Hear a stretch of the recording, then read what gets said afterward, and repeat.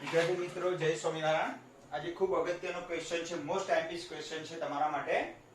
Okay, quantum કોને કહેવાય? થોડો અઘરો છે સમજવામાં, પણ લગભગ તકલીફ નહીં પડે તમને, બરાબર? મેં થિયરી એટલા માટે લખું છું કે તમારી પાસે સારું કન્ટેન્ટ પણ તૈયાર થાય, સમજણ તો તૈયાર થાય પણ સારું કન્ટેન્ટ પણ તમારી પાસે હોય, એ બહુ જરૂરી છે, બરાબર? હવે મેં એક વ્યાખ્યા લખી છે કે પરમાણુમાં ક્વોન્ટમ આંક કોને કહેવાય। હવે તમને ખબર છે કે 3 નમૂના ફેલ ગયા આપણા, પછી એક ક્વોન્ટમ યાંત્રિકી નમૂનો આવ્યો જે શ્રોડિંજર સમીકરણ પરથી બનાવવામાં આવ્યો હતો। તો શ્રોડિંજર સમીકરણની અંદરથી 3 ક્વોન્ટમ આંક નીકળે છે, n, l અને m, ઓકે? અને ચોથો ક્વોન્ટમ આંક છે s, એ શ્રોડિંજર સમીકરણમાંથી નથી નીકળતો, પ્રયોગના આધારે નક્કી કરવામાં આવ્યો હતો એ ક્વોન્ટમ આંક। હવે આ 3 ક્વોન્ટમ આંક છે શું અને એના આપણા આધુનિક નમૂના સાથે શું એને સંબંધ છે? ઓકે, તો આપણે જે કહીએ ને કે ઇલેક્ટ્રોન ક્યાં હોઈ શકે, તો ઇલેક્ટ્રોન ઊર્જા અનુસાર ગમે ત્યાં હોઈ શકે। હું તો એમ કહું પરમાણુનું મોડેલ કહું તો હું તો આવું જ બતાવું છું, આ કેન્દ્ર હોય અને કેન્દ્રની આજુબાજુમાં ઇલેક્ટ્રોન ગમે ત્યાં હોઈ શકે, જો આમ પોતાની ઊર્જા અનુસાર એ ગમે ત્યાં હોઈ શકે। ચલો ખબર પડી ગઈ, પણ ક્યાં હોઈ શકે તો એ ઇલેક્ટ્રોન મળવાની સંભાવના વધારે ક્યાં હોય, ખ્યાલ આવી ગયો? એ મહત્વની વસ્તુ છે। આ પરમાણુનું મોડેલ થઈ ગયું તો એમ કહ્યું, ઓકે? હવે આપણે બીજી વસ્તુ જોઈએ કે આપણે કોઈ જગ્યાએથી સાપ નીકળેલો હોય તો આપણે સાપને, આપણે તો ગયા પહેલા સાપ એને જગ્યાએ જતો રહેવાનો યાર, આપણે જઈએ છીએ જે જગ્યાએ ત્યાં સાપ હોતો નથી, તો લોકો સાપને કેવી રીતે શોધી કાઢશે? તો એના છાપ જે જમીન ઉપર એની ચાલવાની, જ્યાં ચાલ્યો હશે સાપ એ જગ્યાએ પોતાના રિસોટા છોડીને ગયો હશે, તો આપણે જ્યાં જ્યાં રિસોટા હશે ત્યાં જઈશું ને, બરોબર? ખ્યાલ આવી ગયો ને? હવે એવું જરૂરી નથી કે ત્યાં સાપ હોય જ એમ, પણ ત્યાં સંભાવના કેટલા ટકા થઈ જાય? 95% સાપ હોવાની સંભાવના ક્યાં હોય? ઓકે, જ્યાં ચીલાઓ ત્યાંના મળી આવે ત્યાં, બાકી એ ત્યાં હોય પણ અથવા ના પણ હોય। તો ઇલેક્ટ્રોનની જ્યાં સંભાવનાઓ સૌથી વધુ જે મળી આવવાની, ઓકે, એવો વિસ્તાર શ્રોડિંજરે પોતાના સમીકરણથી શોધી કાઢેલો, જેને શ્રોડિંજર સમીકરણ તરીકે ઓળખાય છે। અને શ્રોડિંજર સમીકરણ પરથી આ 3 ક્વોન્ટમ આંકનો જન્મ થયો છે। તો ક્વોન્ટમ આંક શું છે એ સમજી લઈએ, પછી શ્રોડિંજરનું સમીકરણ જોઈશું આપણે, ઓકે? તો ક્વોન્ટમ આંકમાં પહેલો ક્વોન્ટમ આંક છે મુખ્ય ક્વોન્ટમ આંક। હવે પરમાણુમાં ઇલેક્ટ્રોનનું સંપૂર્ણ વર્ણન કરવા માટે વપરાતા પૂર્ણાંકોને ક્વોન્ટમ આંક કહે છે। ઇલેક્ટ્રોન કઈ કક્ષામાં છે, કઈ કક્ષકનો છે, કઈ પેટા કક્ષકનો છે, આ બધું જ આપણે જાણી શકાય છે, ઓકે? હવે હું તમને એક સરસ ઉદાહરણ આપું, ક્વોન્ટમ આંક કોને કહેવાય? તો પરમાણુમાં ઇલેક્ટ્રોનનું સંપૂર્ણ વર્ણન કરવા માટે વપરાતા પૂર્ણાંકોને ક્વોન્ટમ આંક કહે છે। ઇલેક્ટ્રોનની દરેક કક્ષક 3 ક્વોન્ટમ આંકથી n, l તથા m થી દર્શાવાય છે, અને ત્રણેય ક્વોન્ટમ આંક શ્રોડિંજર સમીકરણમાંથી મળી આવે છે। હવે હું તમને સરસ મજાનું તમારું એડ્રેસ આપવું તો તમે શું કહેશો? તો પહેલા ગામ લખીએ છીએ આપણે, જે ગામના હોય, પછી તાલુકો આવશે, પછી જિલ્લો આવે, ઓકે, પછી રાજ્ય આવે અને પછી દેશ આવે। ચલો અહીં દેશમાં આપણે ભારત લખી નાખીએ, ઓકે? રાજ્યમાં આપણે ગુજરાત લખી નાખીએ, ઓકે? જિલ્લો ગાંધીનગર લખીએ, તાલુકો પણ કયો થાય? ગાંધીનગર થાય, ઓકે? અને ગામ વાવડ લખી નાખીએ આપણે। ચલો ખબર પડી ગઈ? તો આ વ્યક્તિનું નામ લખીએ એટલે આખું એનું એડ્રેસ આવી ગયું। તો વ્યક્તિ કયા ગામનો છે, કયા તાલુકાનો છે, કયા જિલ્લાનો છે, કયા રાજ્યનો છે, કયા દેશનો છે, એટલું આ 4 માહિતી પરથી તમને મળી જાય। ખબર પડી ગઈ? તો આપણે ઇલેક્ટ્રોન વિશે માહિતી મેળવવી હોય, કઈ ઉર્જા સ્તરનો છે, એમાં કયા પેટા ઉર્જા સ્તરનો છે, ખબર પડી ગઈ ને? એ બધી માહિતી આપણે n, l, m અને ચોથો ક્વોન્ટમ s થી મળે છે। તો આ શું છે? n, l, m, s। જેમ તમારા માટે ગામ, તાલુકો, જિલ્લો, રાજ્ય અને દેશ તમારું એડ્રેસ છે ને, જેમ તમારું એડ્રેસ કે ભાઈ ક્યાંનો છે ખબર પડી જાય, અહીં પેથાપુર લખી નાખું તો ભાઈ બરોબર, તો આ બીજો કયા છે? આ પેથાપુરનો છે, એવું ખબર પડી જાય તમને? અથવા સેક્ટર 29 લખી નાખીએ તો સેક્ટર 29 ના વ્યક્તિ છે, એવું ખબર પડે કે ના પડે? ઓકે, ચલો તો તમારા માટે જેમ ગામ, તાલુકો, જિલ્લો, રાજ્ય અને દેશ થી આટલું જાણતા હોય તો તમારું એડ્રેસ મળી જાય, તમે ક્યાં રહો છો એ ખબર પડી જાય। એમ ઇલેક્ટ્રોન માટે જો 4 ક્વોન્ટમ આંક જાણતા હોય ને, તો આપણે ઇલેક્ટ્રોન પરમાણુમાં કયા ઉર્જા સ્તરમાં છે, કઈ પેટા કક્ષકમાં છે, ઓકે, કયા અક્ષ ઉપર છે, x અક્ષ ઉપર છે, y અક્ષ ઉપર છે, z અક્ષ ઉપર છે, અને કઈ દિશામાં ફરે છે, બધી માહિતી આ 4 વસ્તુ પરથી મળે। આ 4 વસ્તુ જાણતા હોવા જોઈએ। તો આપણે હવે ખબર પડી ગઈ ને તમને? જેમ તમારા માટે ગામ, તાલુકો, જિલ્લો છે, એમ તમારું ઓળખ આ બધાથી મળી રહે, એમ ઇલેક્ટ્રોનની ઓળખ આ એનો ગામ, તાલુકો, જિલ્લો અને રાજ્ય છે, એમ માની ચાલો તમે કે આ 4 વસ્તુ જાણતા હોય તો ઇલેક્ટ્રોન ક્યાંનો છે એ ખબર પડી જાય। તો ઇલેક્ટ્રોનની ઓળખ માટે આ 4 ક્વોન્ટમ આંકનો ઉપયોગ થાય છે। ખ્યાલ આવી ગયો? તેમાં મુખ્ય ક્વોન્ટમ આંક પહેલો છે, જેને આપણે n કહીશું। મુખ્ય ક્વોન્ટમ આંકને શું કહેવાય છે?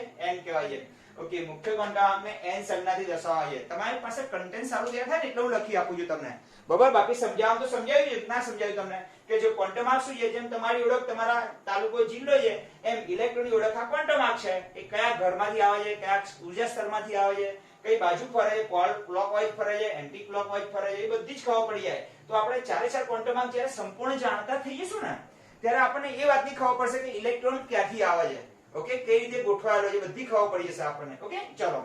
ઓકે, મુખ્ય ક્વોન્ટમ આપણે n સંજ્ઞાથી દર્શાવે છે. n નું મૂલ્ય ધન પૂર્ણાંક સંખ્યા હોય. હંમેશા n નું મૂલ્ય 1 2 3 4 5 6 7 એમ જ હોઈ શકે. આ ખાસ યાદ રાખજો પહેલું વાક્ય. ઓકે, ચલો. n નું મૂલ્ય કયું હોય તો 1 હોય, 2 હોય, 3 હોય, 4 હોય, 5 હોય, એવું હોઈ શકે. હવે આ n થી આપણને કઈ કઈ માહિતી મળે એના વિશે જાણી લઈએ થોડું. ચલો, હવે ખ્યાલ આવી ગયો. પરમાણુમાં ઇલેક્ટ્રોનનું સંપૂર્ણ વર્ણન કરવા માટે વપરાતા પૂર્ણાંકો, આ બધા પૂર્ણાંકોનો ઉપયોગ થાય છે. જેમ તમારું સંપૂર્ણ એડ્રેસ જાણવા માટે ગામ, તાલુકો, જિલ્લો વપરાય, એમ ઇલેક્ટ્રોનનું સંપૂર્ણ વર્ણન કરવા માટે આ ચાર પૂર્ણાંકોનો ઉપયોગ થાય છે. આ જુદા જુદા પૂર્ણાંકોની મદદથી આપણે એ જાણી શકીએ કે ઇલેક્ટ્રોન ક્યાં છે, કઈ કક્ષામાં છે, કઈ કક્ષકમાં છે, કઈ પેટા કક્ષકમાં છે, કઈ બાજુ ફરે છે, ક્લોકવાઇઝ ફરે છે, બધી જ માહિતી મળી જશે હમણાં તમને. ઓકે, અને ઇલેક્ટ્રોનની દરેક કક્ષકનું વર્ણન પણ આવા ક્વોન્ટમ આંકથી કરવામાં આવે છે. હવે પહેલો નંબર આપણે શીખ્યા મુખ્ય ક્વોન્ટમ આંક કોને કહેવાય. આપણે ચાર ક્વોન્ટમ આંક શીખવાના છે. એમાં પહેલો જે મુખ્ય ક્વોન્ટમ આંક કોને કહેવાય? ચલો, મુખ્ય ક્વોન્ટમ આંકને n સંજ્ઞાથી દર્શાવાય છે. n નું મૂલ્ય ધન પૂર્ણાંક સંખ્યા હોય. ઓકે, ખબર પડી ગઈ તમને? કયું હોય? ધન પૂર્ણાંક સંખ્યા. ચલો, બીજી માહિતી. મુખ્ય ક્વોન્ટમ આંકથી કઈ કઈ વસ્તુ જાણી શકાય? તો નંબર 1 કોષની ઓળખ આપે છે. ઓકે, આપેલા n ના મૂલ્ય માટે બધી જ કક્ષકોમાં પરમાણુની એક જ કોષ હોય છે. હવે કોષ એટલે ઉર્જા સ્તર કહેવાય. ચલો, આ કેન્દ્ર છે. ઓકે, એક એવો પટ્ટો આવે કે જ્યાં ઇલેક્ટ્રોન વાળી સંભાવના કેવી હોય? વધારે હોય. તો માનો કે આ એક પહેલો કોષ છે, પછી આ બીજો પટ્ટો આવશે અમુક સમય, પછી આ ત્રીજો પટ્ટો છે. ખબર પડી ગઈ? તો n બરાબર 1, n બરાબર 2, n બરાબર 3. તો શું બતાવે? n ના મૂલ્યથી આપણે શું જાણી શકીએ? ચલો, હું કહું એક ઇલેક્ટ્રોન છે, એના માટે n બરાબર 3 છે. એનો અર્થ શું થાય? એ કયા કોષમાંથી આવતો હશે? ત્રીજા નંબરના પટ્ટામાંથી, ત્રીજા ઉર્જા સ્તરમાંથી. ખબર પડી ગઈ? તો n થી શું જાણી શકાય છે? કઈ કક્ષકોમાં પરમાણુ, બધી જ કક્ષકોમાં એક જ કોષ એટલે સેલ જાણી શકાય. આનો પહેલા તો ઓકે, કોષ જાણી શકાય છે. શું જાણી શકાય? કોષ. n નું મૂલ્ય 1 હોય તો પહેલો કોષમાંથી આવે છે, n નું મૂલ્ય 2 હોય તો બીજા કોષમાંથી આવે છે, તો બીજા ઉર્જા સ્તરમાંથી આવે છે, n બરાબર 3 હોય તો ત્રીજા ઉર્જા સ્તરમાંથી આવે છે. તો શું જાણી શકાય? ખબર પડી ગઈ કે ના ખબર પડી ગઈ? શું જાણી શકાય? કોષ જાણી શકાય. તો કોષની ઓળખ આપે છે. કોની ઓળખ આપે છે?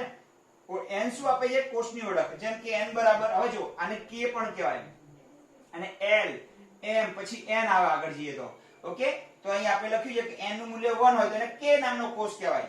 ચલો, 2 હોય તો l કહેવાય, 3 હોય તો m કહેવાય, 4 હોય તો m કહેવાય. એમને આગળ અનંત સુધી ચાલે જાય. એમને ખબર પડી ગઈ? આપણે બહુ એમાં લાંબુ જવાની કઈ જરૂર નથી. તો ચલો, તમને પૂછે n થી શું જાણી શકાય? તો n શું બતાવે છે? ઓકે, કોષ બતાવે છે. 1 2 3. જેમ તમારામાં દેશ શું બતાવે છે? આખા વર્લ્ડની અંદર તમારો કયા દેશના છે એ ખબર પડી જાય ને. તો ઇલેક્ટ્રોન કયા કોષનો છે એ ખબર પડી જાય. દેશ જેમ દેશ જાણતા હોય એમ આપણે અહીંયા કોષ જાણવાનો છે. ચલો, n નું મૂલ્ય કોષની ઓળખ આપે છે. હવે જો n ના દરેક મૂલ્ય માટે એક જ કોષ હોય. જેમ કે n બરાબર 2 તો બીજો કોષ, n બરાબર 3 તો ત્રીજો કોષ, એવું કહેવા માંગે છે. આપેલા n ના મૂલ્ય માટે n બરાબર ધારો કે 3 ધાર લઈએ, બધી જ કક્ષકોમાં પરમાણુની એક જ કોષ હોય છે. ખબર પડી ગઈ? કેટલા કોષ હોય? n નું મૂલ્ય ફક્ત એક જ કોષ બતાવે છે. n બરાબર 4 એટલે 4 કોષ નહીં સમજવાના. n બરાબર 4 એટલે ચોથો કોષ એટલે એક કોષ થયો. ઓકે, ચલો, કોષને દર્શાવવા, સેલને દર્શાવવા મૂળાક્ષરોમાં નીચે પ્રમાણે સંકેત વપરાય છે. n બરાબર 1 2 3 4 તો k l m n. તો આના પરથી આપણે સીધી એક જ વાતની ખબર પડવી જોઈએ. શું બોલો? કે n નું મૂલ્યથી શું જાણી શકાય? પહેલું તો કોષ જાણી શકાય, અને n ના દરેક મૂલ્ય માટે એક કોષ પ્રેઝન્ટેશન કરાય. n બરાબર 5 એટલે 5 નંબરનો કોષ. 5 કોષ નહીં, 5 નંબરનો કોષ, એવું કહેવા માંગે છે આ વાક્ય. ઓકે, અને n નું મૂલ્ય 1 2 3 4 આવે એ પ્રમાણે k l m n કહો તો પણ ચાલે. ચલો, હવે એમસી પૂછાય કે m બરાબર m માટે, m કોષ માટે n નું કયું મૂલ્ય હોય? તો k l m 3 નંબર આવે. ઓકે, પછી એવું પૂછે n કોષ માટે n નું કયું મૂલ્ય હોય? તો n બરાબર કેટલા હોય? 4 હોય. n કોષ માટે n કેટલા હોય? 4. તો n બરાબર 1 તો k કોષ, n બરાબર 2 તો l કોષ, n બરાબર 3 તો m કોષ, n બરાબર 4 તો m કોષ. ઓકે, એબીસીડી નંબર નથી આપ્યા. ચલો, તેનાથી કક્ષકનું કદ અને વિશેષ પ્રમાણમાં ઊર્જા જાણી શકાય. જો બીજી પાછી બે વસ્તુ જાણી શકાય. એક તો કોષ જાણી શકાય. આ મુખ્ય વસ્તુ યાદ રાખજો કે n નું એને n સંજ્ઞાથી દર્શાવાય. n નું મૂલ્ય હંમેશા ધન પૂર્ણાંક સંખ્યા હોય, અપૂર્ણાંક સંખ્યા ના હોય. ક્યારે 1.5 કોષ હોય ના હોય. ખબર પડી ગઈ? એટલે ધન પૂર્ણાંક સંખ્યા જ હોય. ત્યાંથી કોષની ઓળખ અપાય છે. દરેક n ના મૂલ્ય માટે એક કોષ નક્કી થાય છે, અને આ કોષની સંજ્ઞા નીચે પ્રમાણે છે. ઓકે, બીજા નંબરે શું જાણી શકાય? કક્ષકનું કદ અથવા સેલનું કદ જાણી શકાય. મન એ કહું, ચલો એક ઇલેક્ટ્રોન છે એના n માટે 2 છે અને બીજો એક ઇલેક્ટ્રોન છે જેનો મુખ્ય ક્વોન્ટમાર્ક n બરાબર 3 છે. તો કયો કોષ મોટો હશે? હંમેશા જેનું n નું મૂલ્ય વધારે એનું કદ કેવું હોય? વધારે હોય. કારણ કે n બરાબર 1, ઓકે, n બરાબર 2 અને n બરાબર 2 કરતા કયો કોષ મોટો છે? n બરાબર 3. તો જેમ n નું મૂલ્ય વધે એમ શું વધે બોલો? કક્ષકનું કદ વધે અને એની ઊર્જા પણ વધે. કેમ? ઇલેક્ટ્રોન કેન્દ્રથી જેમ આપણે દૂર જઈએ એમ ઊર્જા કેવી થતી જાય? વધતી જાય. તો ચલો કઈ 3 વસ્તુ થઈ? એક તો કોષ જાણી શકાય, કોષની ઓળખ આપે છે. બીજા નંબરે એનાથી કદ જાણી શકાય. હું એમ કહું એક ઇલેક્ટ્રોન છે જેના માટે n બરાબર ધારો કે 6 છે, તો આમાંથી કયો કોષ સૌથી મોટો હશે? તો 6 નંબરનો, કારણ કે કેન્દ્રથી કયો હોય? દૂર હોય. એમ કોષનું કદ વધતું જાય અને ઊર્જા પણ વધતી જાય કેન્દ્રથી દૂર જઈએ એમ. તો આની ઊર્જા પણ વધારે છે અને એનું કદ પણ વધારે છે. જેમાં હાઇડ્રોજન અને એક ઇલેક્ટ્રોન ધરાવતી સ્પીસીસ જેવી કે હિલિયમ પ્લસ, લિથિયમ પ્લસ 2 વગેરે માટે, હવે આ બધા આની અંદર એક જ ઇલેક્ટ્રોન છે, મેં આગળ તમને સમજાવેલું છે, વગેરે માટે ઊર્જા અને કક્ષકનું કદ માત્ર n ઉપર આધાર રાખે છે. ઓકે, હાઇડ્રોજન પરમાણુ હોય અથવા એક ઇલેક્ટ્રોન ધરાવતો કોઈ પણ આયન હોય, ઓકે, એમાં ઊર્જા અને કદનું મૂલ્ય હંમેશા કોના પરથી નક્કી થાય છે? n ના મૂલ્ય ઉપરથી. જેમ n નું મૂલ્ય વધે એમ કદ વધે અને ઊર્જા પણ વધે. યાદ રાખજો. ઓકે, ચલો મુખ્ય ક્વોન્ટમાર્ક n ના વધવા સાથે કક્ષકનું કદ પણ વધે અને ઇલેક્ટ્રોનથી કેન્દ્રનું અંતર પણ વધે અને ઊર્જા પણ વધે. ખબર પડી? લખી નાખીએ. ચલો આગળ જોઈએ. મુખ્ય ક્વોન્ટમાર્કથી માન્ય કક્ષકોની સંખ્યા પણ જાણી શકાય છે. હવે ધ્યાન આપજો. હવે કક્ષકોની કોઈ પણ ઊર્જા સ્તરમાં 15 બીજા સબસેલ આવેલા હોય. આમાં n બરાબર 1 એટલે એક સેલ છે, પણ આની અંદર બીજા સબસેલ આવેલા હોય. કેટલા હોય? તો n2 જેટલી બીજી કક્ષકો હોય. આપણે કહીએ ને કે એક ઓરડો હોય, ઓરડામાં બીજો ઓરડો હોય, બીજા 3 ઓરડા હોય. એક રૂમ આપણે અજંતા ઇલોરાની ગુફામાં જઈએ તો એક રૂમમાં જઈએ, એક રૂમમાં જાય બીજા 3 દરવાજા ખુલે એટલે એની અંદર પાછા બીજા 3 ઓરડા ખુલતા હોય. એના જેવું છે કે એક સેલની અંદર પાછા બીજા સેલ પણ આવેલા હોય જેને સબસેલ કહેવાય. જેની સંખ્યા જાણી હોય તો કેટલા હશે આની અંદર? તો જો n2 જેટલા હોય હંમેશા. કેટલા હોય? n2 જેટલા. ચલો n બરાબર 1 છે તો 1 નો સ્ક્વેર એટલે 1, એટલે આની અંદર એક જ સબસેલ હશે. ચલો n બરાબર 2 એટલે 2 સ્ક્વેર એટલે 4 સબસેલ હશે. n બરાબર 3 એટલે 9 પેટા કક્ષકો હશે. ખબર પડી ગઈ? કક્ષા હોય ને કક્ષામાં કક્ષકો આવેલી હોય, સબસેલ આવેલા હોય. શું આવેલા હોય? સબસેલ. તો આની અંદર ટોટલ સેલની સંખ્યા એક જ હશે, કારણ કે n2 કરીએ ને આપણે, n2 એટલે 2 દુને 4 થાય, અહીં n2 એટલે 3 3 9 થાય. ટોટલ 9 સબસેલ આવેલા હશે. અંદર પાછી કક્ષો તો કઈ કઈ હશે એ હવે આગળ જાણીએ. તો બોલો 4 વસ્તુ જાણી શકાય. બોલો કીવર્ડ બોલો જો. તો મુખ્ય ક્વોન્ટમાર્કની સંજ્ઞા n હોય. ચલો બીજું વાક્ય, એનું મૂલ્ય હંમેશા ધન પૂર્ણાંક સંખ્યા જ હોય. તે કોની માહિતી આપે? તે કોષની માહિતી આપે.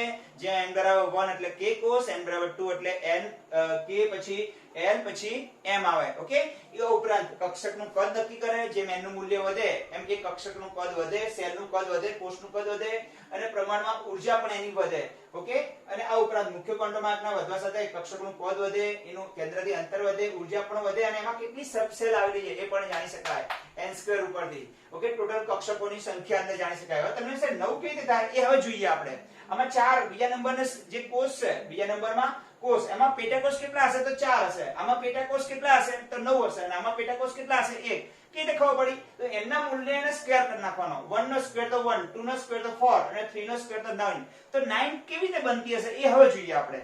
ઓકે, તો આપણે બોલો કોઈ તકલીફ હોય તો આમાં કહો. તો આપણે n ઉપરથી ખબર પડી ગઈ ને. ચલો એક હું કહું કે એક ઇલેક્ટ્રોન છે જેનો n બરાબર, એક ઇલેક્ટ્રોન n બરાબર 5 છે, તો એ ક્યાં આવેલો હશે? તો કયા કોષમાં આવેલો હશે? 5મા કોષમાં. એક ઇલેક્ટ્રોન એવો છે n બરાબર 2 છે તો કયા કોષમાં આવેલો હશે? બીજા કોષમાં. ચલો આ બે ઇલેક્ટ્રોન છે એના n જાણીએ તો કયો મોટો, કયો ઇલેક્ટ્રોનની ઊર્જા વધારે હશે? તો જેની n નું મૂલ્ય વધારે હોય, કેન્દ્રથી દૂર હોય. ચલો કોની કદ વધારે હશે? કોના સેલનું કદ, કોના કોષનું કદ વધારે હશે? તો n બરાબર 5 હશે. જેનો n નું મૂલ્ય વધારે એનો કોષ પણ કદ પણ વધારે અને એની ઊર્જા પણ વધારે. ઓકે મિત્રો, ખબર પડી ગઈ તમને n ઉપરથી? એ રીતે l ઉપર જતા રહીએ આપણે.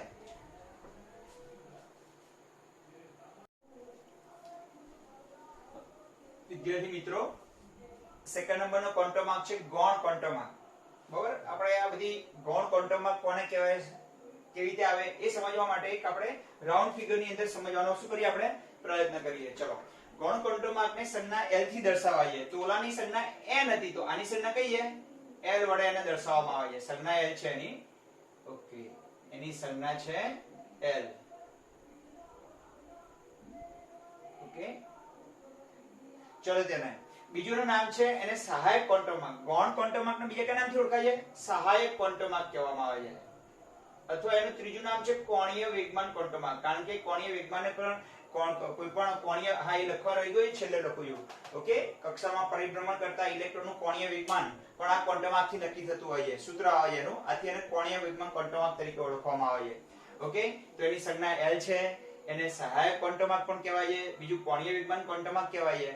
હવે ઓલો n નું મૂલ્ય કયું હતું? તો પૂર્ણાંક સંખ્યા 1 2 3 4. ખ્યાલ આવી ગયો? તો L નું મૂલ્ય કેટલું હોય? તો L નું મૂલ્ય n ના મૂલ્ય ઉપરથી નક્કી થાય. તમે n નું મૂલ્ય જાણતા હોય તો એની અંદર રહેલો L નું મૂલ્ય, ઇલેક્ટ્રોનનો n નું મૂલ્ય જાણો, કોઈ ઇલેક્ટ્રોનના n નું મૂલ્ય, પણ એના પછી એનું L નામનો જે ક્વોન્ટમ આંક છે ને એનું મૂલ્ય નક્કી કરી શકાય. તો n ના મૂલ્ય એટલે મુખ્ય ક્વોન્ટમ આંકના મૂલ્ય પરથી ગૌણ ક્વોન્ટમ આંક એટલે L ના મૂલ્યો કેટલા હોય? 0 થી n-1 સુધીની શૂન્ય સહિતની ધન પૂર્ણાંક સંખ્યા હોય. હવે આ વાક્યમાં ખબર નહીં પડે કે L નું મૂલ્ય કેવી રીતે નક્કી કરવું, એ સમજવા માટે આપણે એક કોષ્ટક બનાવીએ. માનો કે કોઈ ઇલેક્ટ્રોન છે, એનો n બરાબર 1 લઈએ, સોરી અહીંયા 1 આવશે,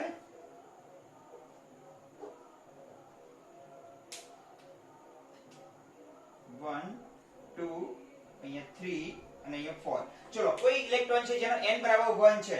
ચલો હવે 1 મૂકો તો ચલો 0 થી, હવે n બરાબર મૂકો 1, 0 થી 1 1 એટલે 0 થી 0, તો L નું મૂલ્ય કયું આવે? 0.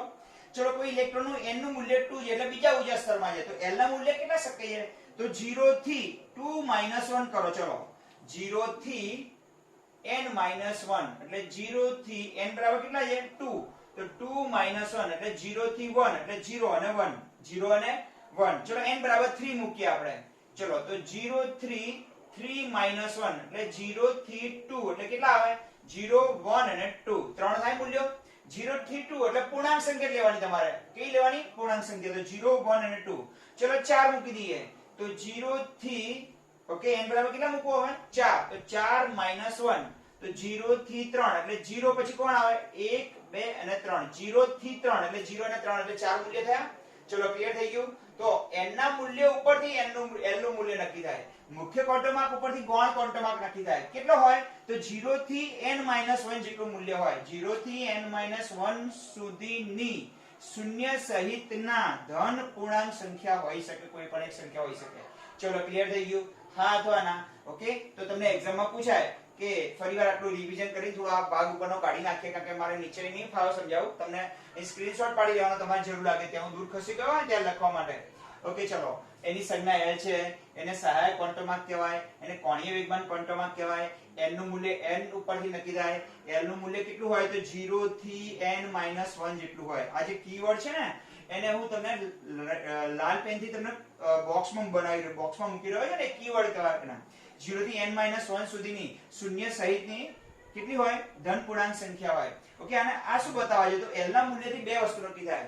એક તો એનો આકારને રજૂ કરે છે. શું રજૂ કરે છે? L નું મૂલ્ય આકાર નક્કી કરે છે. હવે આ ઉપરાંત દરેક કોષમાં એક અથવા વધુ પેટા કોષ હોય. મેં કહ્યું હતું ને, કોષમાં પેટા કોષ હોય, પાછા સેલમાં સબસેલ હોય. તો પેટા કોષની સંખ્યા કોના પરથી નક્કી થાય? L ઉપરથી. ઓકે, જો દરેક પેટા સ્તર ધરાવે છે અને આ પેટા કોષ L ધરાવે. બીજું શું બતાવે છે? પેટા કોષને દર્શાવવા માટે વપરાય છે L.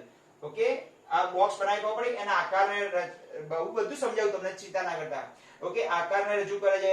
આ ઉપરાંત પેટા કોષને દર્શાવવા માટે તો કેટલા પેટા કોષ? તો જો મુખ્ય કોષમાં પેટા કોષની સંખ્યા મુખ્ય ક્વોન્ટમ આંક n જેટલી હોય. હવે તેના જે પેટા કોષનો સંકેત હોય છે, ઓકે, એ કઈ રીતે દર્શાવાય છે? L દ્વારા દર્શાવાય છે. L ના કેટલા મૂલ્ય હોય? હું ધીમે ધીમે સમજાવું તમને.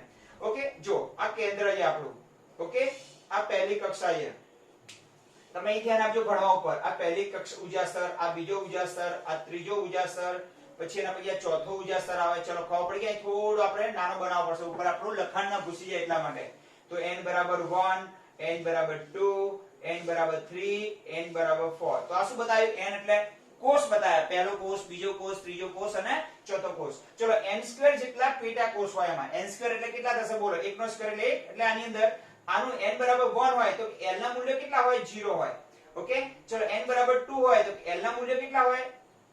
n બરાબર 2 હોય તો 0 અને 1 હોય. ચલો ખબર પડી કે n બરાબર 3 હોય તો 0 1 અને 2 હોય. ઓકે, 0 1 2 અને 3 હોય. તો કેટલા મળ્યા છે? ટોટલ મૂલ્યો કેટલા મળ્યા? 1 2 3 અને 4. તો 4 જેટલા મળ્યા. તો કેટલા જેટલા હોય? જો મુખ્ય કોષમાં પેટા કોષની સંખ્યા કોના ઉપર નક્કી થાય? મુખ્ય ક્વોન્ટમ આંક n જેટલી હોય. તો n નું મૂલ્ય કેટલું છે? 4. તો પેટા કોષ 4 હોય. n નું મૂલ્ય 3, તો પેટા કોષ 3 હોય. n નું મૂલ્ય 2 તો એ પેટા કોષ કેટલા હોય 2 હોય તો ચલો હવે આ પેટા કોષનો સિમ્બોલ આપવામાં આવે જ્યારે l બરાબર 0 હોય તો એને l નું મૂલ્ય જ્યારે 0 હોય ત્યારે પેટા કોષને s પેટા કોષ કહેવાય એક્ચ્યુઅલી આકારને રજૂ કરે છે અહીં લખવાની જરૂર હતી આ વસ્તુને તમે અહીં એડ કરી દેજો આને અહીં આજે આ વચ્ચેનું લખાણ આના પછી એડ કરવાનું તમારે કયું એડ કરવું છે l બરાબર અહીં નહીં દેખાય પછી લખું છું ચલો l બરાબર 0 તો l નું મૂલ્ય કેટલું હોય જો અહીંયા l નું મૂલ્ય લખીએ 0 લઈએ તો એ s કહેવાય ને પેટા કોષ કયો પેટા કોષ કહેવાય ને પેટા કોષ બતાવે છે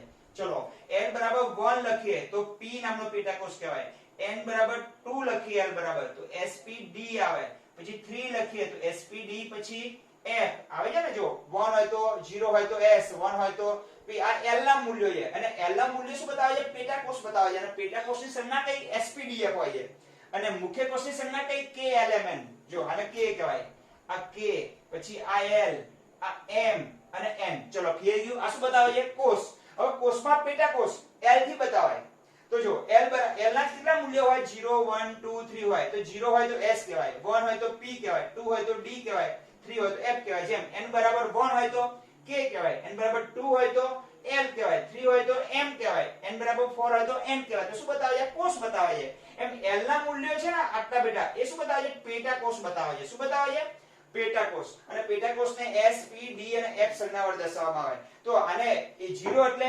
કયો કોષનો પેટા કોષ છે ચલો 0 એટલે કયો લાગશે s લાગશે પણ આને કહેવાય 1s કહેવાય કેમ 1s કહેવાય કારણ કે પહેલાનો સબસેલ છે ઓકે ચલો 2 હોય તો 2s કહેવાય આને ચલો ક્લિયર થઈ ગઈ આને 2p કહેવાય કારણ કે n બરાબર 1 આવી ગયા ને ચલો આ 0 હોય તો s આવે 1 હોય તો p આવે 2 હોય તો d આવે પણ કયા કોષના જે 3 એના તો 3s 3p અને 3d લાગે ચલો પછી n બરાબર 0 હોય તો s લાગે પછી p લાગે પછી d લાગે અને પછી f લાગે પણ બધા માટે કોષ કયા આવશે 4 તો 4s 4p 4d અને 4f ચલો ક્લિયર થઈ ગયું તમને હવે આખું આપણે આકૃતિ ફરતી સમજાઈએ જે સમજવાનું મુખ્ય વસ્તુ છે ને એ આટલી છે ચલો અહીં મુખ્ય અહીં ધ્યાન આપજો આ ઉપરાંત l નું મૂલ્ય ઓકે કોણીય વેગમાન નક્કી કરવા માટે પણ વપરાય છે લખી નાખજો છેલ્લું વાક્ય અહીંયા શું વપરાય છે ઇલેક્ટ્રોનનું કોણીય વેગમાન નક્કી કરે છે તો બોલો l ના મૂલ્ય કેટલા થાય હજુ એકવાર રિવિઝન કરી લઈએ l ગૌણ ક્વોન્ટમાર્ક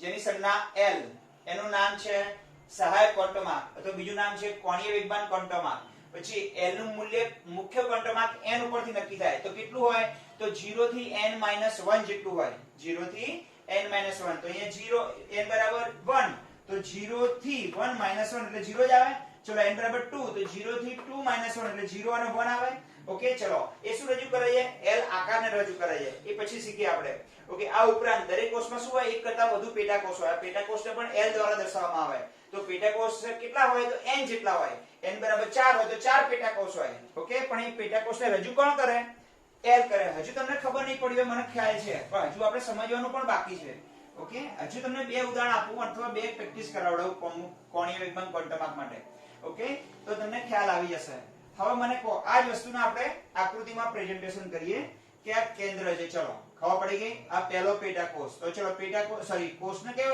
રીતે દર્શાવાય છે કોષ મુખ્ય કોષ જેને કહીએ આપણે તમને ખ્યાલ છે ને આ તો બધા ઓકે ચલો n વડે દર્શાવાય આ શું બતાવે છે મુખ્ય કોષ ક્વોન્ટમાર્ક n બરાબર 1 n બરાબર 2 n બરાબર 3 અને n બરાબર 4 આ રીતે આગળ ચાલશે અથવા એને બીજા કયા નામથી ઓળખાય k ખ્યાલ આવી ગયો ને પછી l પછી m n m આગળ હશે તો આ કોની વાત પતી ગઈ આપણે કોષની વાત પતી ગઈ દરેક કોષમાં પેટા કોષ હોય પેટા કોષ કેવી રીતે ખબર પડે l ઉપરથી ખબર પડે જો n બરાબર 1 તો l બરાબર કેટલા મળે 0 તો અહીં કઈ પેટા કોષ શક્ય છે ખાલી 1 જ શક્ય છે આમાં કયા બે શક્ય છે n બરાબર 2 તો અહીંયા 0 અને 1 આવે ને ચલો 0 આવે તો શું કહેવાય જો 0 આવે તો s કહેવાનું 1 આવે તો p કહેવાય 2 આવે તો d પેટા કોષ કહેવાય તો અહીં કેટલી વેલ્યુ આવી n બરાબર 2 હોય ત્યારે 0 અને 1 આવી 0 હોય તો s કહેવાય અને 1 હોય તો p કહેવાય જો 0 હોય તો s 1 આવે તો p કયું l નું મૂલ્ય 0 હોય તો આ પેટા કોષ આપણે ત્યાં બતાવ્યું છે અહીં બતાવજો પેટા કોષ બતાવજો બેટા ખબર પડી ગઈ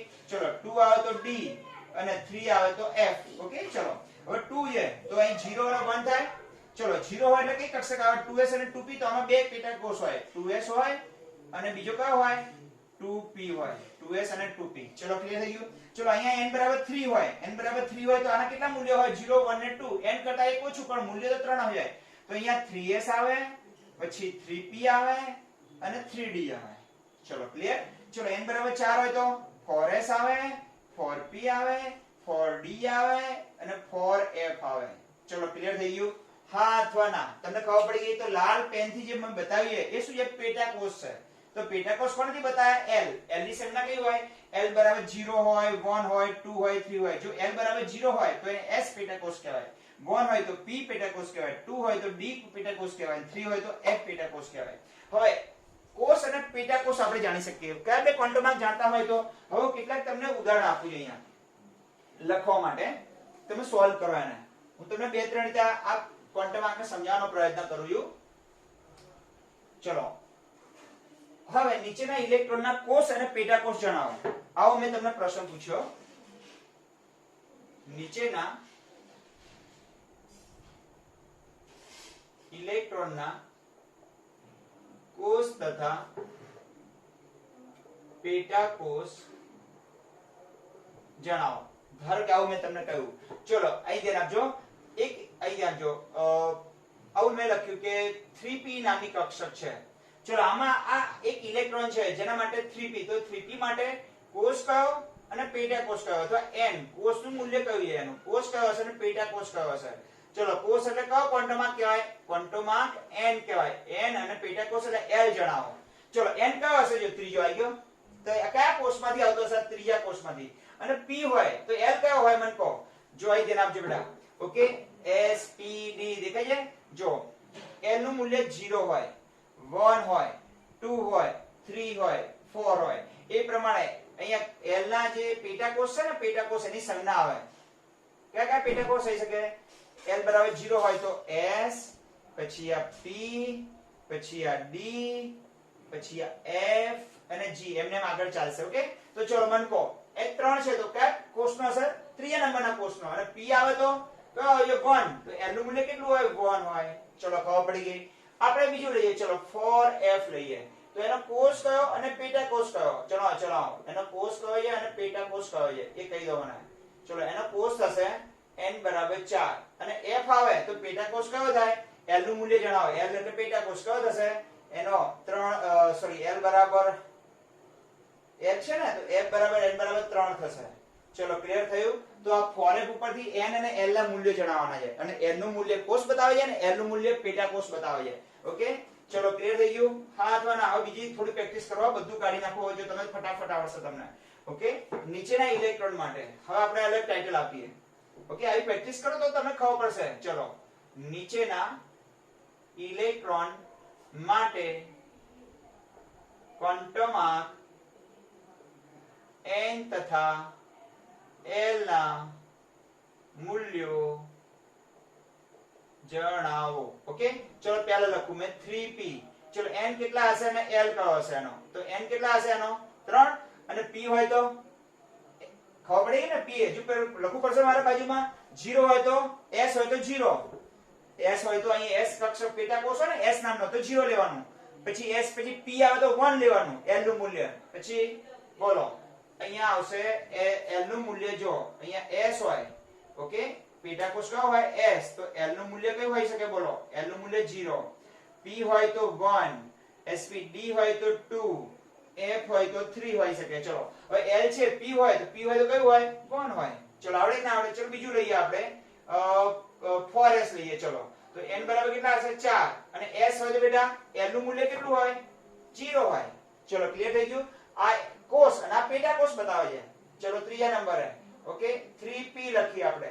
તો n બરાબર 3 અને l નું મૂલ્ય p હોય તો કેટલું હોય? 1 હોય. ચલો આવું આ રીતે આવડે કે ના આવડે? તો કોઈ પણ કક્ષા ઉપરથી આપણે ખબર પડે કે કયા કોષનો અને કયા પેટા કોષનો એ ખબર પડી જાય. ચલો ત્રીજા નંબરે નીચેના ક્વોન્ટમ આંક પરથી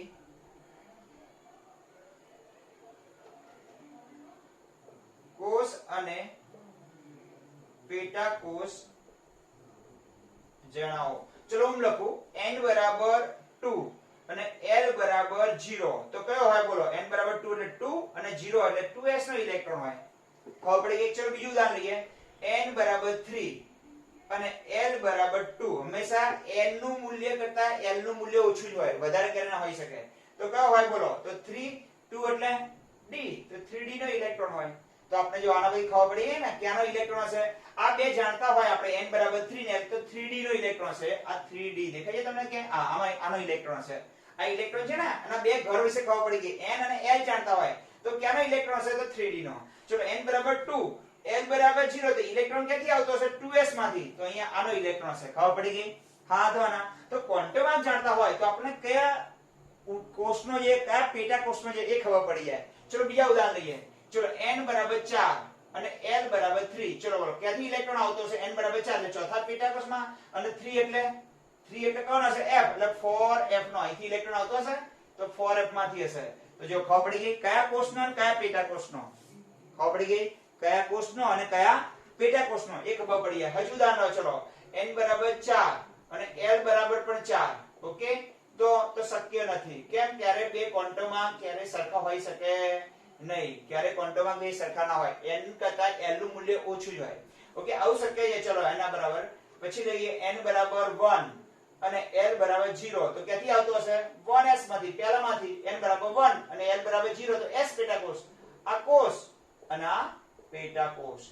તો ક્વોન્ટમમાં આ બે જાણતા હોય તો આપણને એનો કોષ પણ ખબર પડી જાય અને એનો પેટા કોષ પણ ખબર પડી જાય. તો કયા બે ક્વોન્ટમમાંથી ખબર પડી જાય? ઇલેક્ટ્રોન કયા કોષમાંથી આવે છે અને કયા પેટા કોષમાંથી. મેં કહ્યું હતું ને કે ઇલેક્ટ્રોન ક્યાંથી આવે છે એનું સ્થાન જાણવા માટે વપરાતા પૂર્ણાંકોને ક્વોન્ટમ નંબરો કહેવાય. તો આપણે બે ક્વોન્ટમમાંથી આપણે એ ખબર પડી કે કયા કોષમાંથી આવે છે અને કયા પેટા કોષમાંથી આવે છે. ઓકે, હવે અહીં ધ્યાન જો. p નામનો જે પેટા કોષ છે એમાં પાછી સમાન ઉર્જા ધરાવતી બીજી 3 કક્ષકો સમાવેલી હોય. 2px, આમાં પછી 3 p કક્ષકો હોય છે. કઈ? 2px, 2py અને 2pz. હવે એમાંથી કોનો ઇલેક્ટ્રોન હશે એ જાણવું હોય તો ક્વોન્ટમ આંક m ઉપરથી તમે જાણી શકો છો. કયા ક્વોન્ટમ આંક થી? m, કારણ કે m એ બતાવે છે, દિશા બતાવે છે, x y અને z કઈ દિશામાંથી આવે છે. જો હજુ તમને કહ્યું એકમાં કોઈ પેટા કોષ નથી. હવે મેં શું કહ્યું તો ધ્યાન જો. કુલ સેલની સબસેલની સંખ્યા n² જેટલી હોય એટલે કુલ 4 હોય. તો 4 કેવી રીતે થાય? અહીં તો 2 જ થાય છે, પણ પાછા આમાં સબસેલ પાછા અંદર રહેલા છે પેટા કોષ. એના પણ સમાન ઉર્જા વાળા પેટા કોષ. તો આમાં p માં 3 સમાયેલા હોય. 2px, 2py અને 2pz, એટલે 3 અને એક આ 4 થઈ ગયા. એટલે n² જેટલી ઇલેક્ટ્રોન હોય. n² હોય ને એટલા શું હોય એની અંદર? પેટા કોષ હોય. તો જો અહીંયા 1 અને 2, તમે સર કે 2 કહો છો પણ p માં કેટલા બચ્ચા રહેલા છે? p ના પણ 3 બચ્ચા છે. એટલે કુલ કેટલા બચ્ચા થાય?